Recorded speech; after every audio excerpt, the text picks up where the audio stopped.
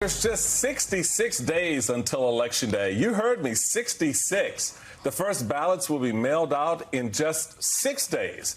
And Vice President Kamala Harris is showing up in places that haven't seen a presidential nominee in quite some time. Harris took her bus tour with Governor Walz to Southeast Georgia this week, working to make gains in the battleground state. According to her campaign, a presidential candidate hasn't stomped in Savannah during a general election cycle since the 1990s. And while in Savannah, Harris sat down for her first major interview as the Democratic nominee. Here's how she explained a shift on some policy goals. I think the most important and most significant aspect of my policy perspective and decisions is my values have not changed. I believe it is important to build consensus. And it is important to find a common place of understanding of where we can actually solve problems. Joining us now, LaTosha Brown, co-founder of Black Voters Matter Fund, and MSNBC political analyst Kimberly Atkins-Storer. She's also a Boston Globe columnist and co-host of the hashtag Sisters-in-Law podcast. Welcome to you both. Welcome, welcome. So, Kimberly, let me start with you because lots of fanfare had been made by Republicans and some folks in the media apparatus about the lack of an interview from Vice President Harris, even though, Joe Biden was the nominee like a month ago. So please spare me without... Don't get her started. Please, context, I thought context mattered, but maybe not. So the Vice President did an interview. From a communications perspective, I thought that she and Governor Walz went out and did what needed to be done. She made a little news. It did no harm. But I'm wondering what your take is on the interview.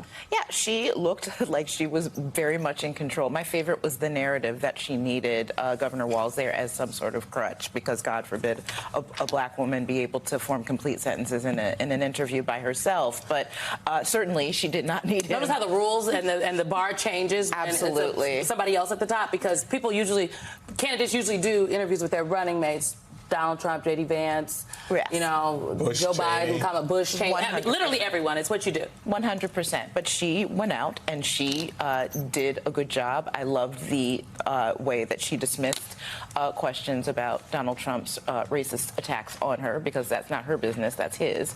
But I also liked the way that she talked about how her positions have, quote unquote, changed. To me, that sounded like pragmatism. She got into the White House and she realized to achieve the goals of furthering climate policy, it takes compromise. It takes bringing people to the table. That's pragmatism. That's not a shift. A shift is what Donald Trump did in the same day, where he was for a 6-week abortion ban before he was against it within 24 hours. And I also loved her talking about why wouldn't she bring a Republican into her administration. We forget that that's something that presidents always did. Obama did it. Bush did it.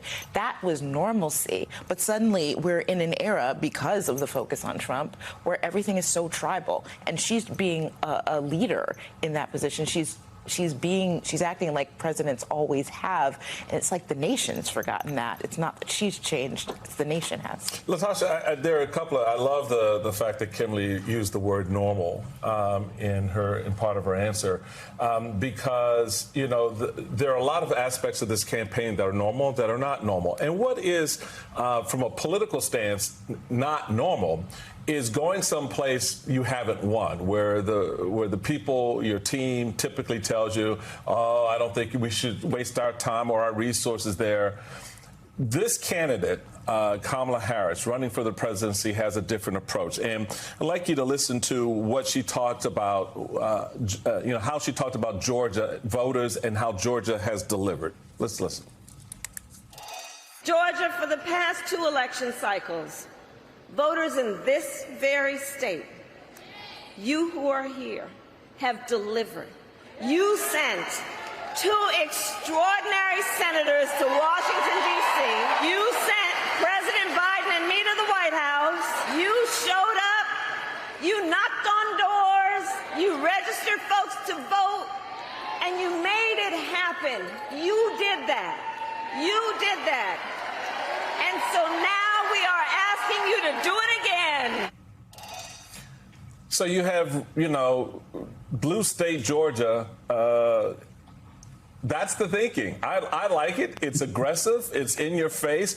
The interviews and all of that stuff are, that's fodder for the press. But you're on the ground with real people in a state like Georgia.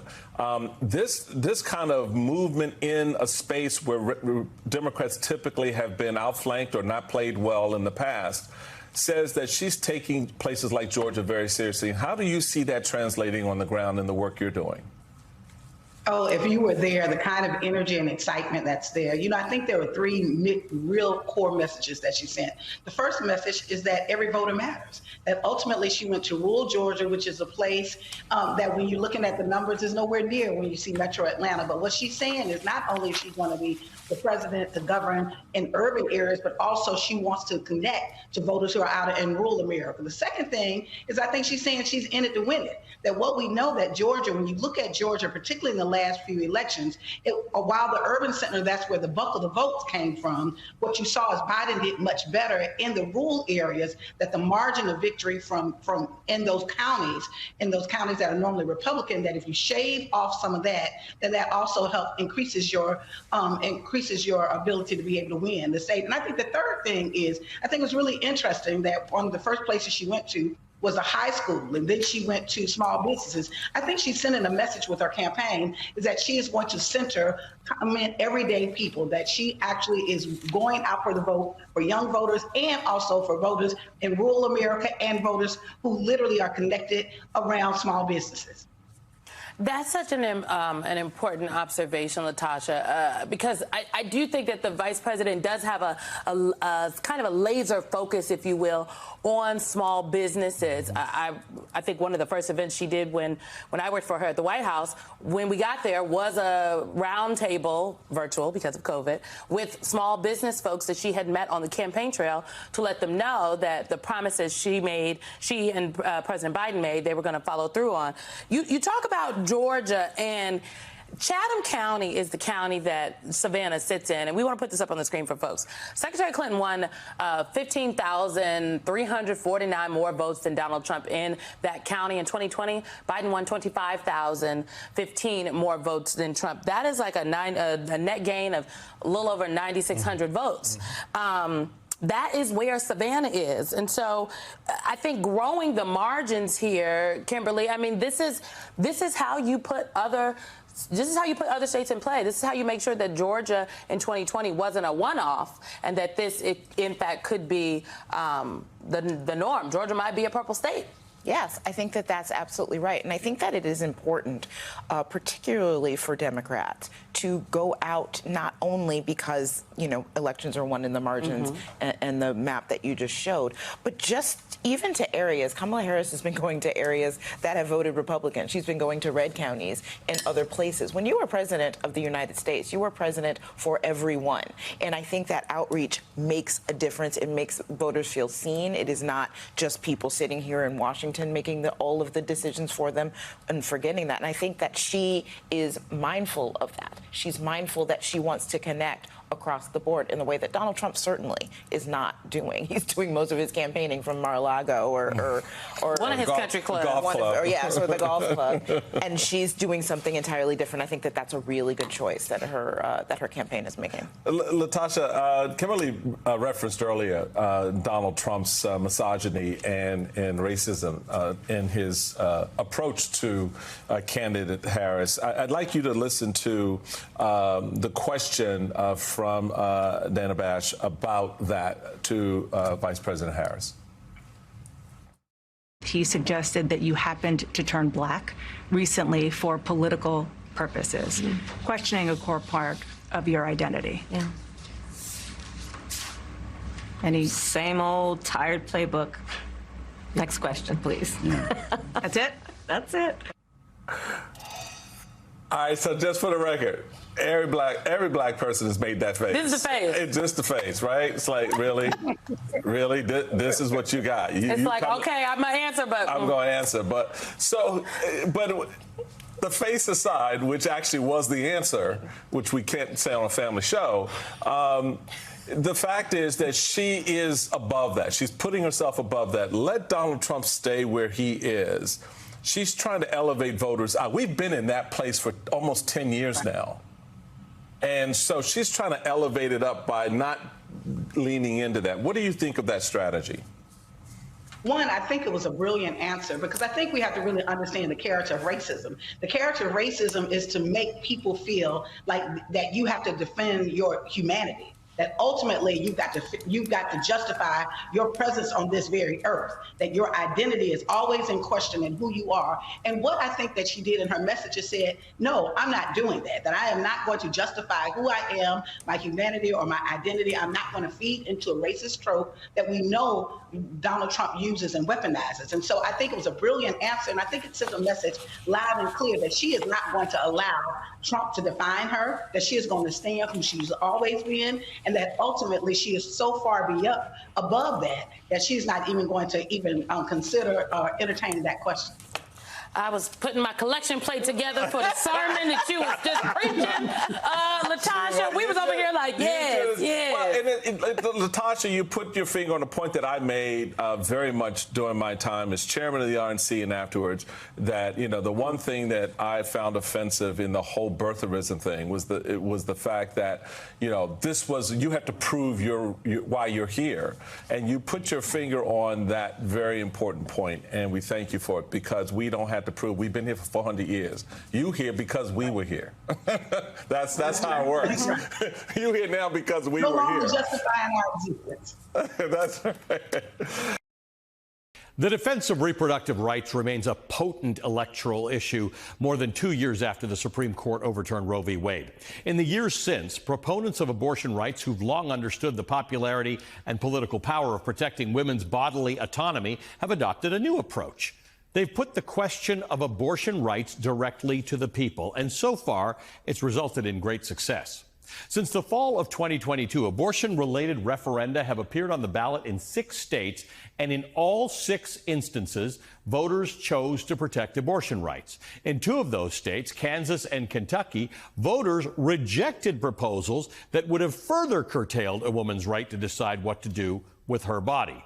Meanwhile, people in California, Michigan, Ohio, and Vermont voted to amend their constitutions to explicitly assert that the people in those states have a right to an abortion. Now, this year, 10 more states are hoping to follow that lead. Abortion-related referenda will appear on the ballot this November in Arizona, Colorado, Florida, Maryland, Missouri, Montana, Nebraska, Nevada, New York, and South Dakota. This will be a big test for the reproductive rights movement that could reveal the limits or the lack thereof of this political strategy. Colorado, Maryland, and New York have a history of protecting reproductive rights, so passage appears likeliest in those states. But each state presents its own unique challenge. Some of those challenges are baked into those states' normal legal procedures. For instance, in Florida, amending the Constitution requires passage by 60% of voters, which is a higher threshold than the 55% required in Colorado and the simple majority needed in all the other states on this list. Meanwhile, enshrining abortion rights into Nevada's Constitution is still years away, even if its referendum passes this year. The state requires any amendment to its Constitution to pass twice in 2 successive general elections, which means that the ballot measure in Nevada must pass this year and then again in 2026 before it can be adopted. Additionally, opponents of abortion rights have been working overtime to either prevent or undermine these efforts in multiple states. Last month, Arizona Abortion Access for All, which is a pro-reproductive rights group, submitted more than 823,000 signatures in order to get its initiative on the ballot, which was more than twice as many signatures than needed, which is an early sign of the wide public support for that measure. But 2 weeks ago, the state Supreme Court in Arizona ruled that voter pamphlets can refer to an embryo or a fetus as, quote, an unborn human being, which is deliberately misleading language which was drafted up by Republican lawmakers in order to skew the vote. Something similar is happening in Missouri, where there are multiple outstanding lawsuits over its ballot measure that needs to be resolved within the next 10 days. A pro-abortion rights group in Missouri is also suing over misleading language about the initiative drafted by the Republican Secretary of State. Additionally, an anti-abortion coalition filed a separate lawsuit arguing that the proposal is overly broad and should not appear on the ballot. Things are a bit more nuanced in Montana, where abortion is currently still legal, but only because of a legal precedent set by the state Supreme Court in 1999. Some of the state's executives and lawmakers have a history of hostility toward reproductive rights. Earlier this year, the Republican Attorney General in Montana attempted to block the measure from appearing on the ballot before the state Supreme Court eventually overruled him.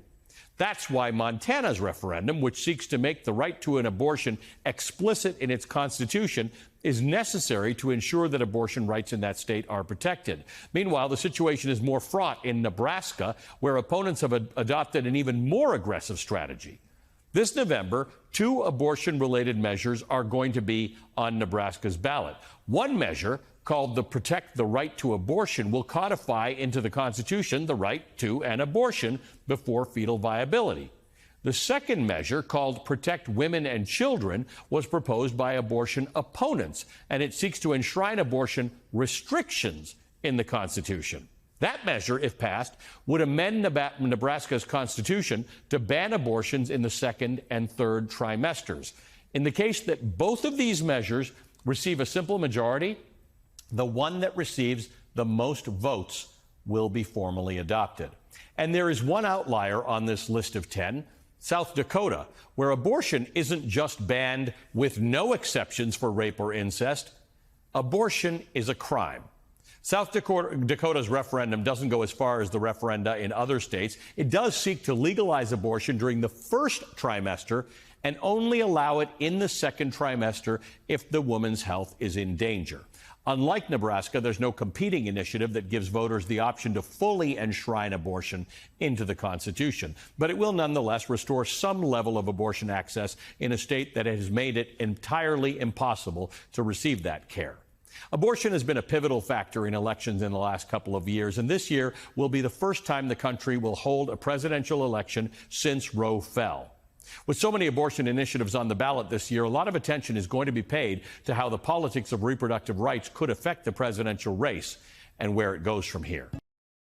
Donald Trump just came out against a ballot measure in his home state of Florida that would expand access to abortion. Now, even though he said something different the other day, but let's just play. Here's how he's tried to explain his decision. Well, I think the 6 week is too short. It has to be more time, and so and I've told them that I want more weeks. So you'll vote in favor of the amendment? I'm voting that I am going to be voting that we need more than 6 weeks. That's not the clip. So that is what he told our NBC's Dasha Burns. And then just yesterday, he told another news outlet that he would actually be voting against the ballot measure. So he tells Dasha Burns that he thinks 6 weeks is too short, i.e. essentially saying he's going to vote for the measure. And then after backlash, he tells another news outlet that actually, I'm voting for the amendment. I'm voting against the amendment. So this also comes after Trump claimed to NBC News in that same interview with Dasha Burns that he wanted to make government or the insurance companies pay for IVF treatments, a suggestion he seems to have made up on the spot and clearly has no intention of ever following through with.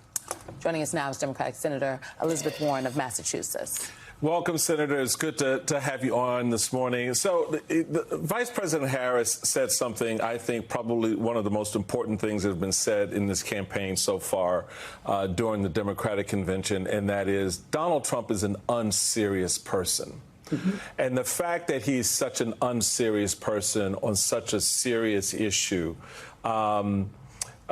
befuddles me in terms of the reactions that people have. And I wanted to get your thoughts as you listen to Donald Trump on Thursday in Michigan talk about IVF.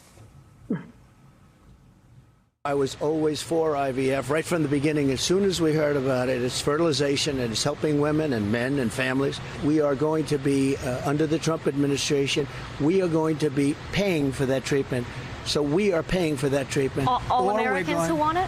For all Americans that get it, all Americans that need it. So we're going to be paying for that treatment, or we're going to be mandating that the insurance company pay. So either the government will pay for it or the insurance companies will cover. Under a mandate, yes.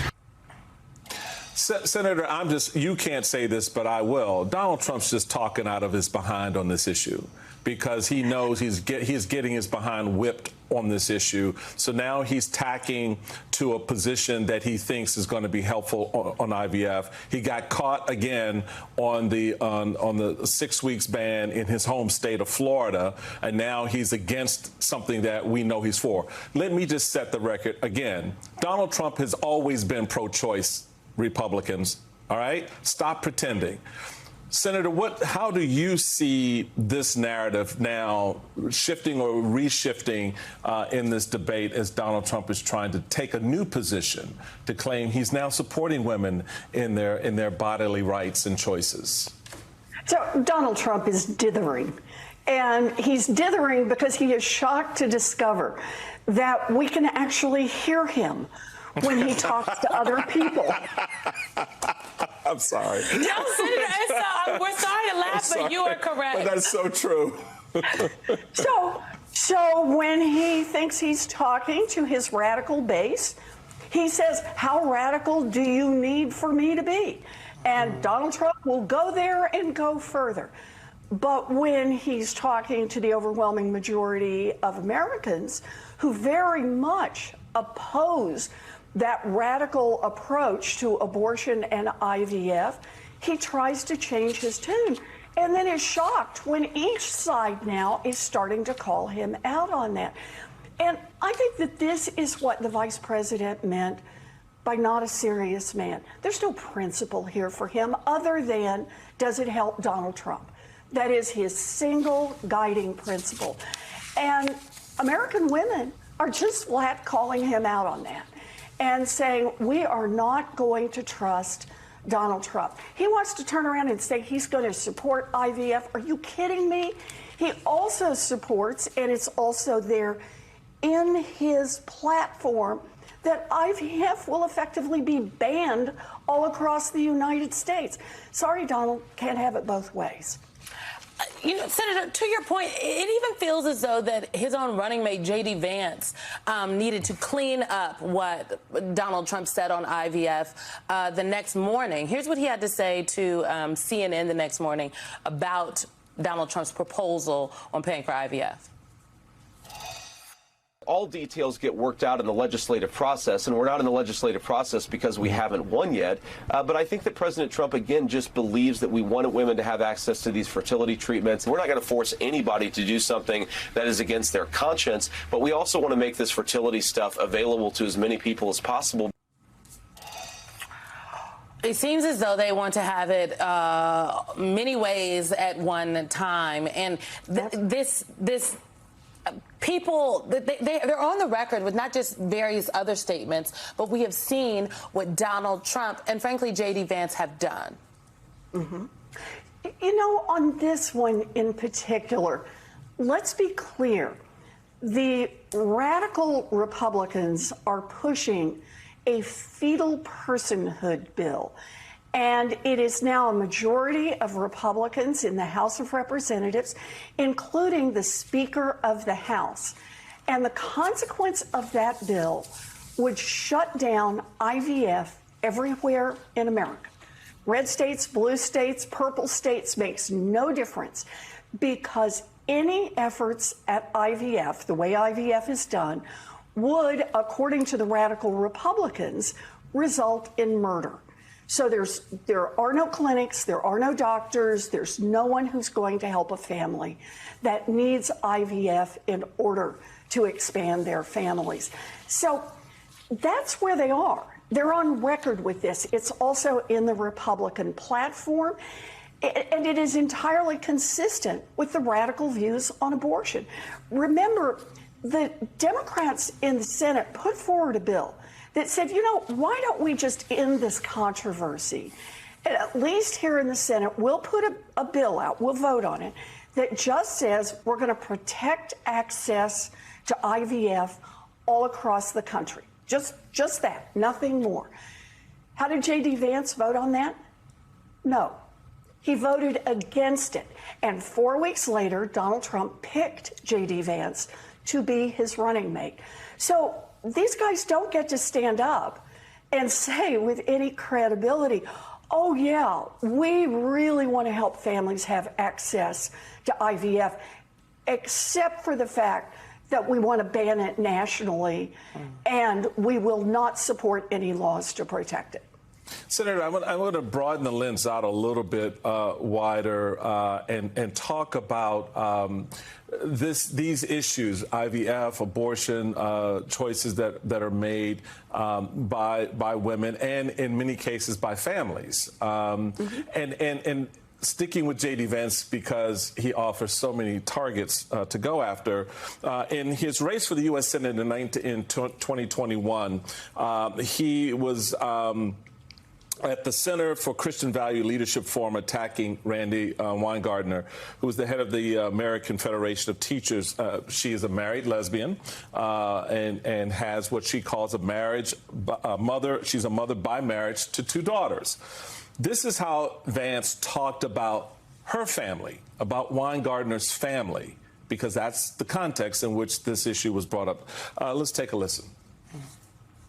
So many of the leaders of the left, and I hate to be so personal about this, but they're people without kids trying to brainwash the minds of our children. And that really disorients me and it really disturbs me. Randi Weingarten, who's the head of the most powerful teachers union in the country, she doesn't have a single child. If she wants to brainwash and destroy the minds of children, she should have some of her own and leave ours the hell alone.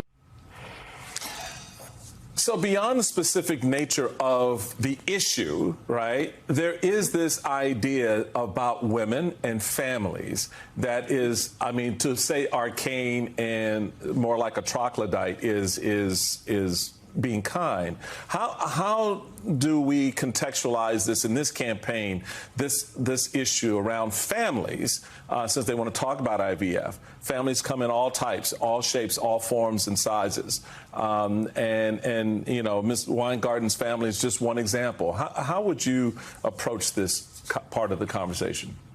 So I think that the clip you picked is another one that just shows we are talking a lot about IVF right now, but ultimately what J.D. Vance and Donald Trump, who picked him, are all about is there is one certain role for women, and they're supposed to stay within that narrow confine. And Donald Trump starts it. Remember, this is a man who has been not just accused of assaulting women. A court actually found that he had. And remember his defense. He could not have assaulted that woman because she wasn't his type. That tells you how Donald Trump looks at women and has for a very long time.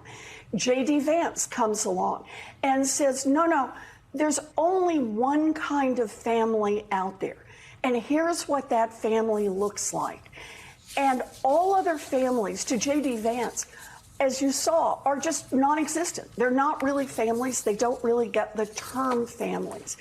So I think once more, this is about the contrast. This is about what kind of a nation we are and want to be. Donald Trump, J.D. Vance say, here's what it's going to look like.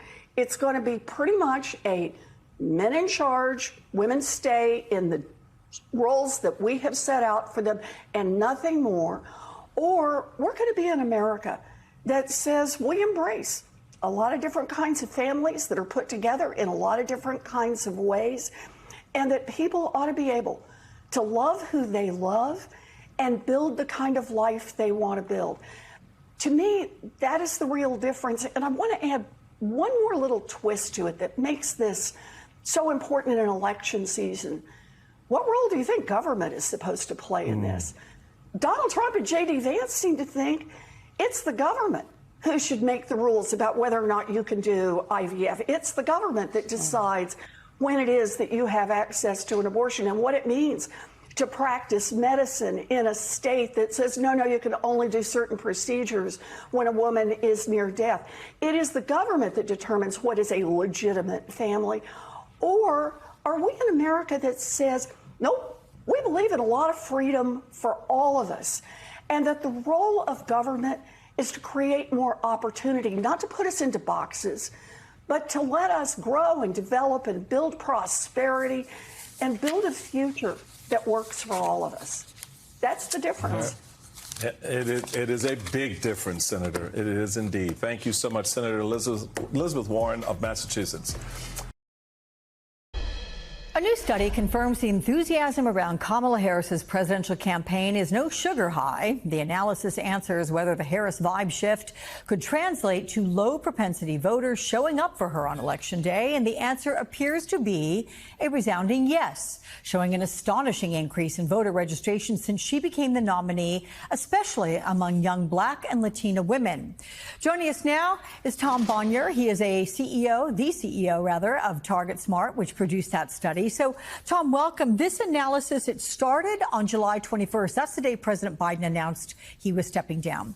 So in those 13 states you surveyed, voter registration among young Black women shot up an incredible 175% compared to 4 years ago.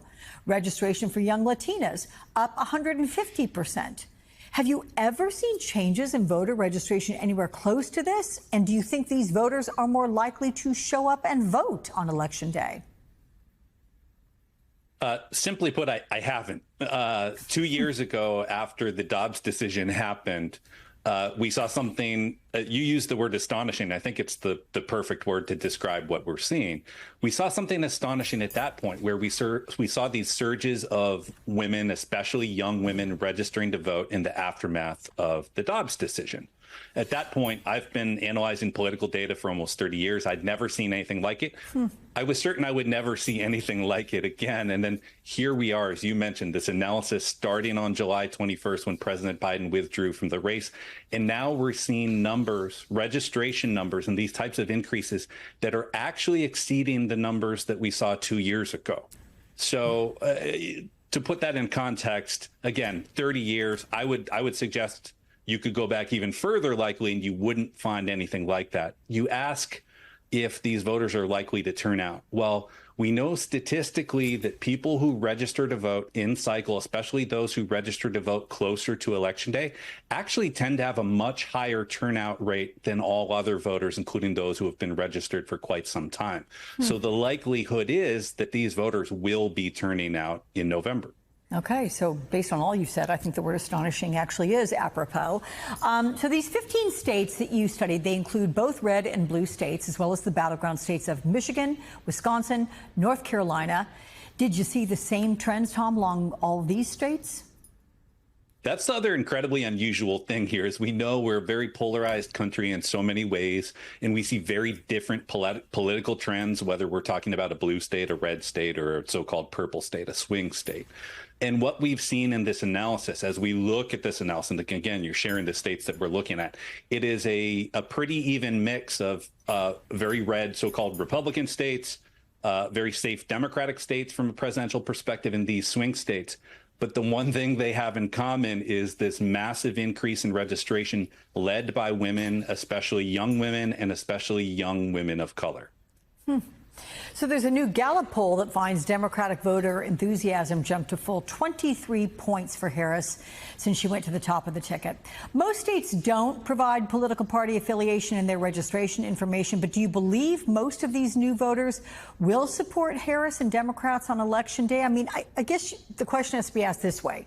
What's driving this surge? Is it enthusiasm for Harris? Is it outreach by Democratic groups? Is it both?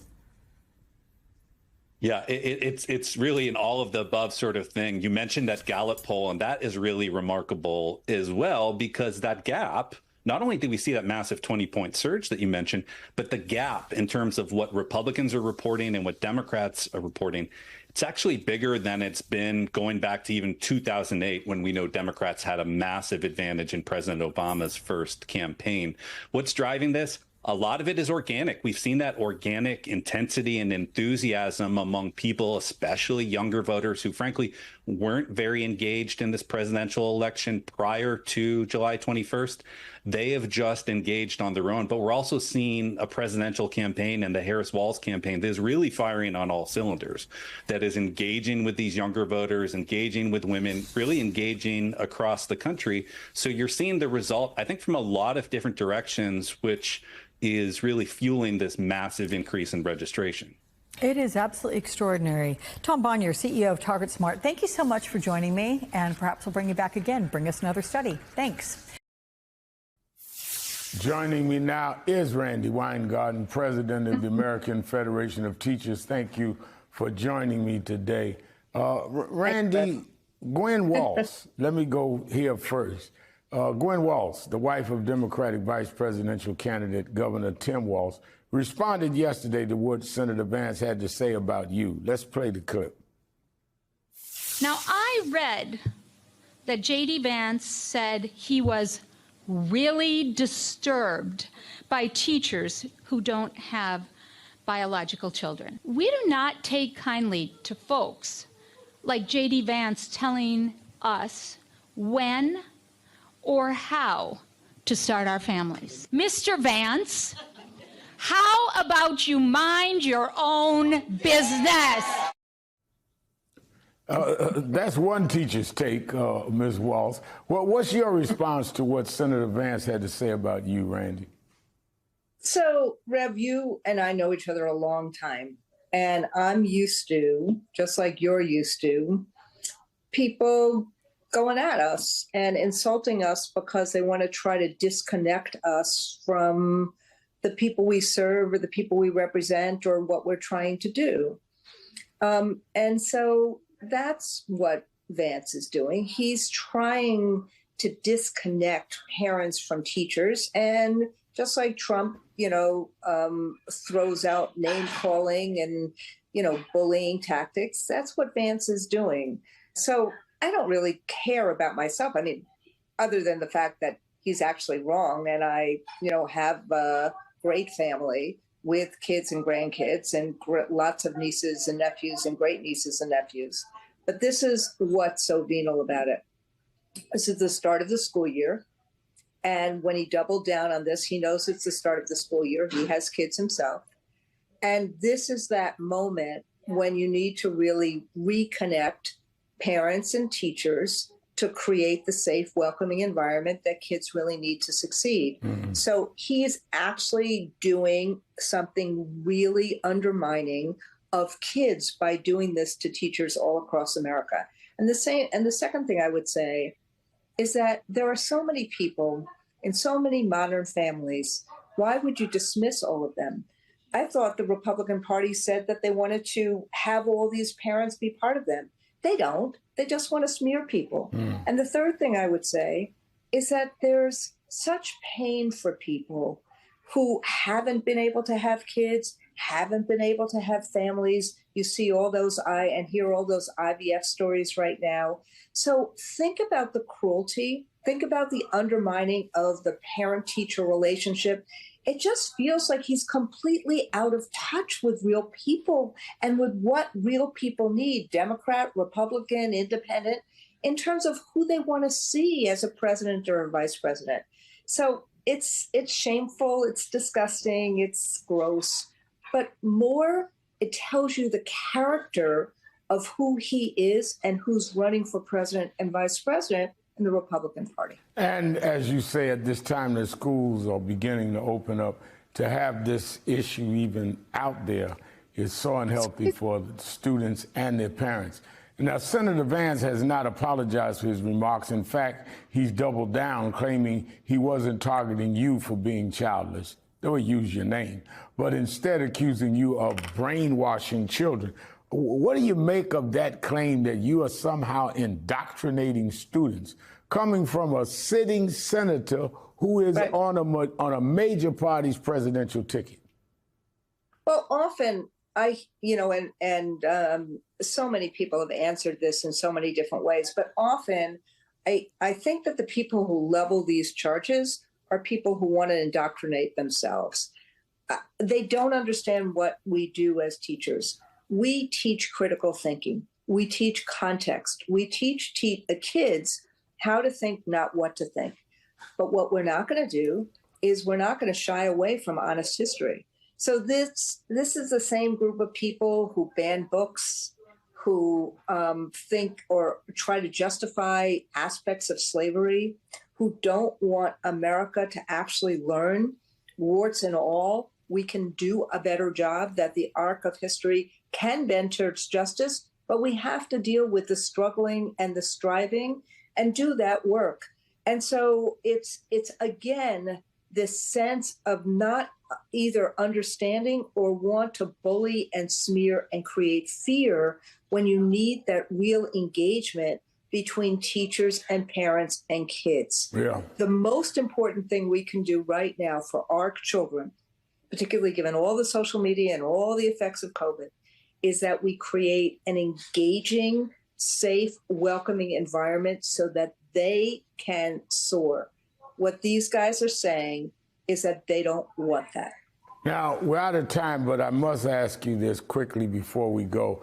Project 2025, the right-wing blueprint for a potential second Trump administration written by the Heritage Foundation, outlines a plan for dismantling the Department of Education. Yesterday, former President Donald Trump headlined an event sponsored by the Heritage Foundation in Washington, the Moms for Liberty Summit. What are your thoughts on the Project 2025 agenda, should it actually come to fruition in a second Trump term? So let me say this really simply. You know, they use policy words so that they make it inaccessible to people. But what they're trying to do is basically say only rich kids in this country or kids whose parents have power should have opportunity.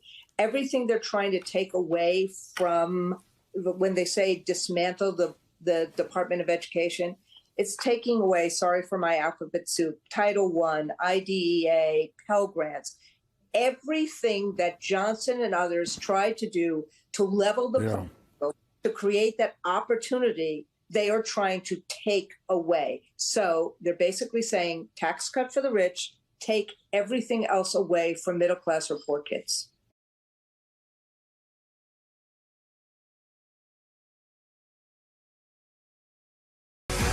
Donald Trump and his allies are ready to deploy an arsenal of legal tactics to subvert the 2024 election results if he loses. Been saying that for a while. Pay attention here, folks.